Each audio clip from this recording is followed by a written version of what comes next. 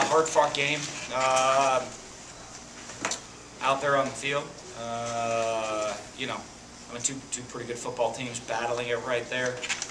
Give their guys credit. To me, they made one more play than we did.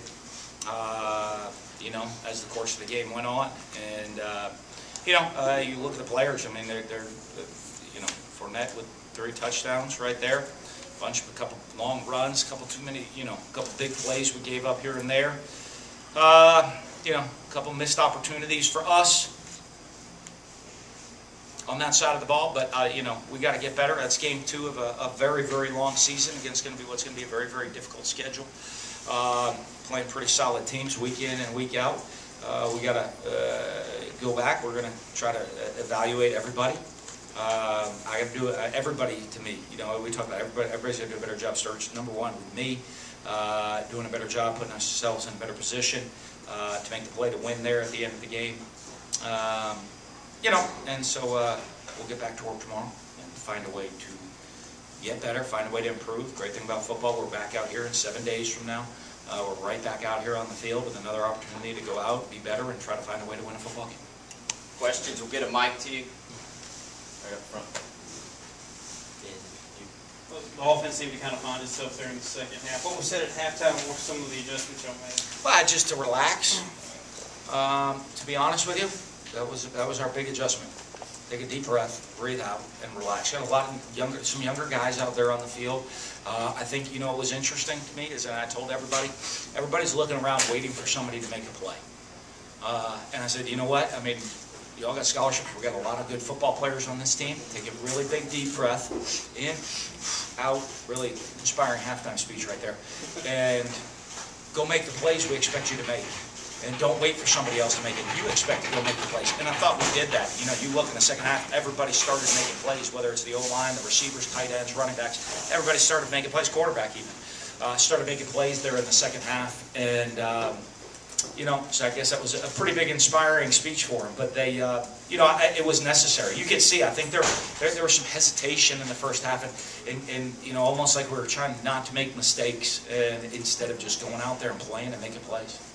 Dan, what happened with the delay of game penalty? Yeah, that's got to be on me. I was trying to like get everybody to catch their breath. We knew they're going to come after us. We were trying to get a man beater play. You know, and I'm trying to let everybody catch their breath, get a quick throw off, get another 5 yards, and get it done. And you know, and it's my fault for adding motion to that play when I know our receivers were tired. So that's 100% on me.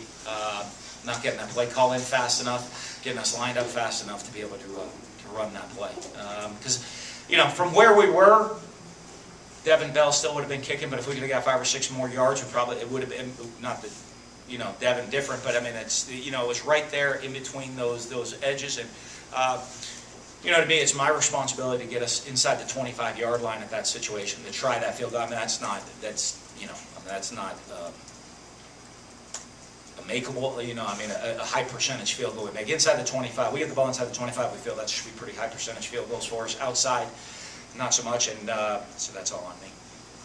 Coach, protection seemed to be a lot better in the second half. Was it something schematically or just something playing better? No, like I said, it was the deep breath did a great job for him at halftime. You know, just relaxing.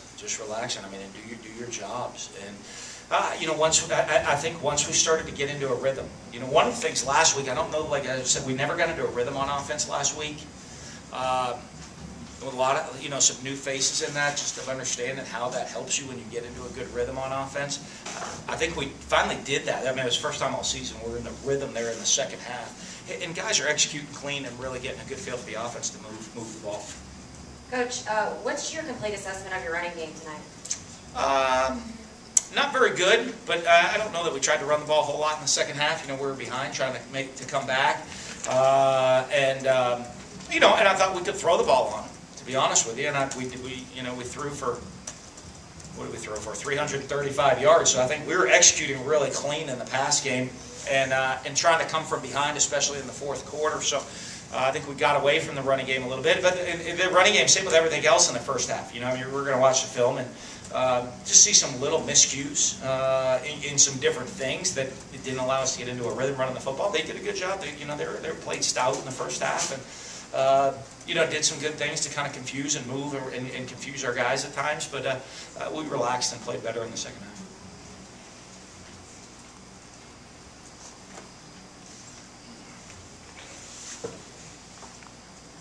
Dan, I saw a couple times you had moved Gus Wally next to Rufus Warren to try to help protect block a little bit. Is that something you kind of see going forward, using a tight end to maybe... Well, I mean, it depends on situations that we're in. It's all very, very situationally based in some stuff that we'll do.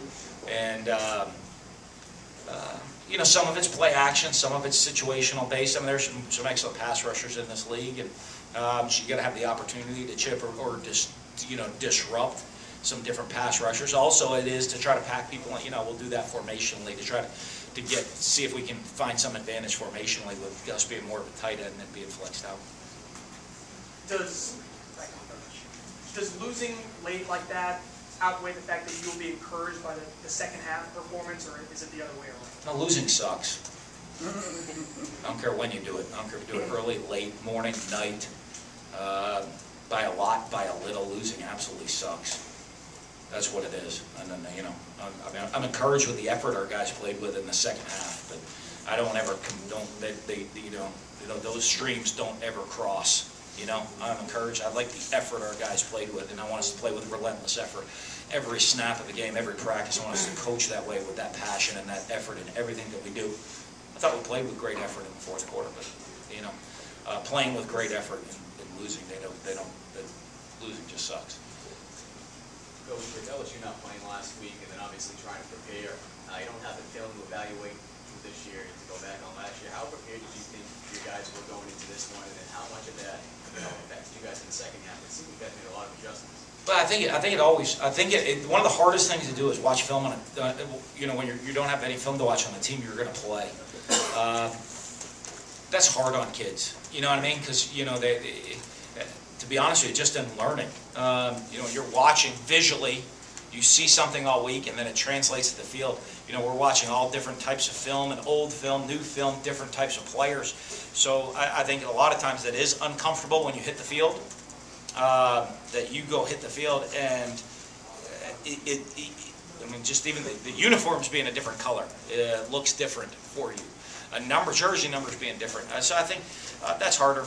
That is harder for guys. So I think that is tough. But like I said, I don't know that there was an advantage or disadvantage either way, whether they played or didn't play, and we played and didn't play last week. I don't know how much of a difference that makes, but that's the one thing that's good for them is that our guys couldn't actually watch LSU. Dan, you talked about taking a deep breath at halftime. Was that a similar thing that you saw last week when you said the players were playing too perfect? They were trying to make plays too perfect rather than just playing? No, last week was different. Last week was weird. Last week was just a weird game. I needed to take a deep breath at halftime. I was frustrated, and that really. I was like, it's like a really disjointed game. This game, I didn't know the guys were pressing. I just, guys were like, it was a couple years ago, a similar deal, I think, with us. Guys were waiting for other people to make plays. And I think, we get into the second half and everybody decided to make plays, and I thought that was much better in this game.